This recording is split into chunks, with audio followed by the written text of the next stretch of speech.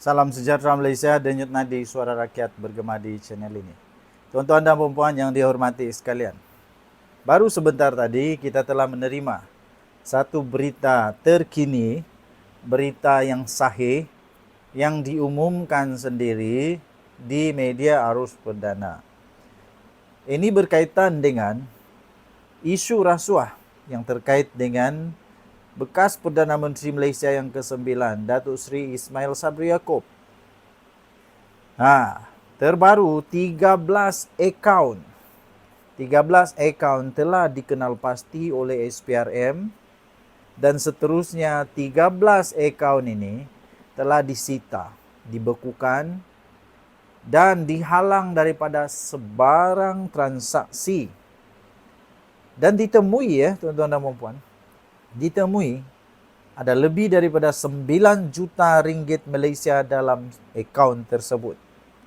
Dan satu lagi berita yang kita baru terima, fakta yang benar juga, ialah SPRM telah mendapat banyak lagi penemuan.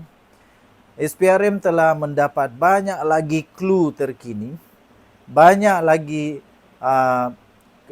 petunjuk-petunjuk terkini yang akan dapat membawa kepada lebih banyak lagi penyelewengan. Tuan-tuan dan puan yang dihormati sekalian, nampaknya SPRM lebih hebat, lebih pandai, lebih cekap, lebih bijak daripada orang-orang sakau. Tuan-tuan dan puan, dulu ada peribahasa terlajak perahu boleh diundur, terlajak kata badan binasa. Sekarang itu perlu ditambah lagi, ya. Terlajak kereta boleh di reverse, terlajak sakau tunggulah kau. Okey, so sekali lagi, mengapa belum ada lagi suara-suara sumbang daripada PAS yang tolonglah Ismail Sabri Yaakob. Kenapa senyap semua ni? Dan ada satu video tadi yang saya jumpa di TikTok. Rupa-rupanya Perikatan Nasional Pembangkang di Malaysia sekarang ini yang amat tidak proaktif, yang amat tidak berkesan. Pembangkang yang tak tahu buat kerja ni. Yang dorang tahu apa? Buat fitnah, minta maaf, fitnah, minta maaf, fitnah, minta maaf.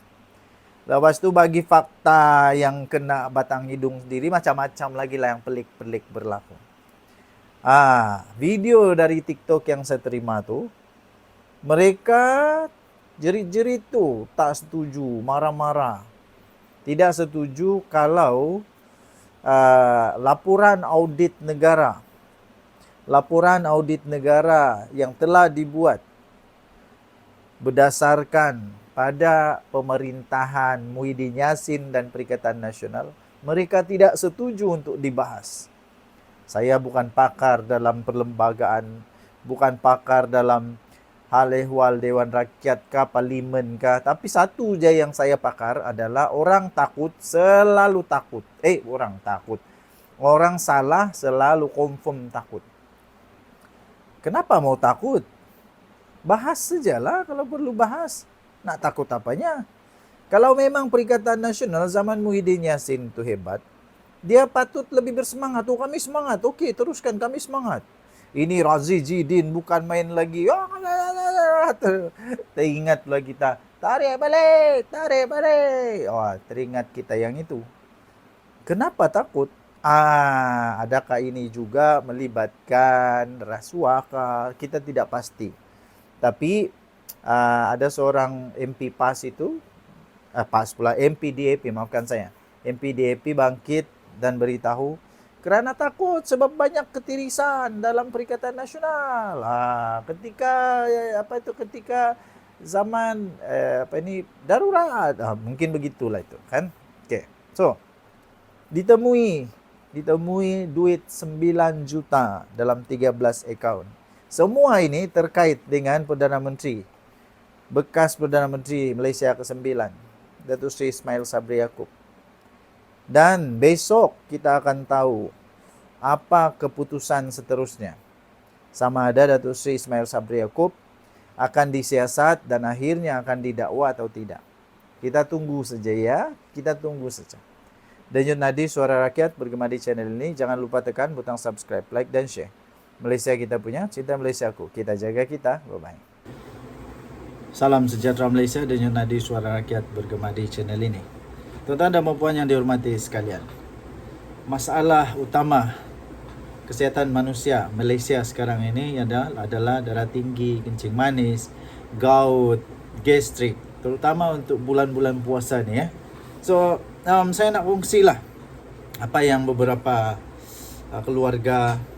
ahli keluarga saya ambil untuk membantu di dalam masalah ini ya, untuk membantu.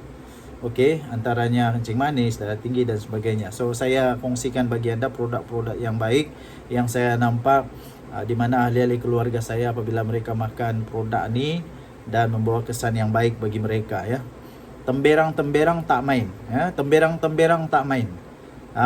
Temberang-temberang tak main. Okey, so bagi anda yang nak cuba, tekan di sini ya, tekan ini tekan, ataupun di mana-mana skrin video ini, tekan ada keluar di sini, ada keluar di sini, tekan dan dia akan bawa anda kepada link untuk membeli produk tersebut. Okey, so kita berusaha, kita berikhtiar ya. Kita berusaha tak berikhtiar, tak ada apa yang jadi, tapi kita berusaha dan berikhtiar supaya ada sesuatu yang kita usahakan. Tuhan pasti tolong. Okey, so jangan lupa sekarang ada promosi yang sangat bagus. Okey, kita cerita benda yang sebenar pula. Mahathir terkejut. Bukan selalu Mahathir terkejut Bukan selalu Mahathir terkejut.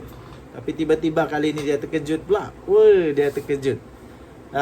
Terkejut kerana isu kes 170 juta ringgit Malaysia penyelewengan, penyalahgunaan kuasa, rasuah yang melibatkan Perdana Menteri Malaysia yang ke-9, Datuk Seri Ismail Sabri Yaakob.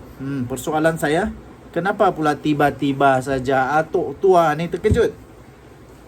Bukankah Atok Tua ni tak pernah terkejut pun? Apa-apa benda pun dia tak terkejut. Apa-apa benda pun dia tak terkejut. Ketika dulu Datuk Seri Anwar Ibrahim sampai lebam-lebam mata, sampai biru-biru mata, sampai ditangkap, dia tak terkejut pun. Dia tak terkejut mana pun. Tak terkejut mana pun. Tapi hairannya kali ini dia betul-betul terkejut.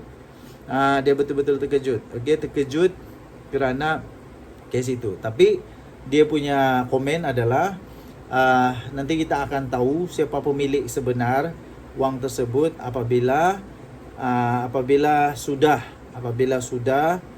disiasat dan kalau ada keputusan bahawa perlu pendakwaan.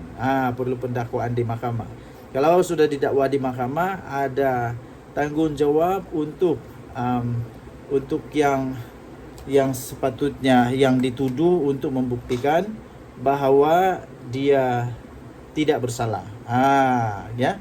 Jadi tuan-tuan dan puan, agak mengejutkan bagi saya tiba-tiba Mahathir terkejut, ya. Bagi saya sepatutnya Mahathir tak perlu terkejut pun.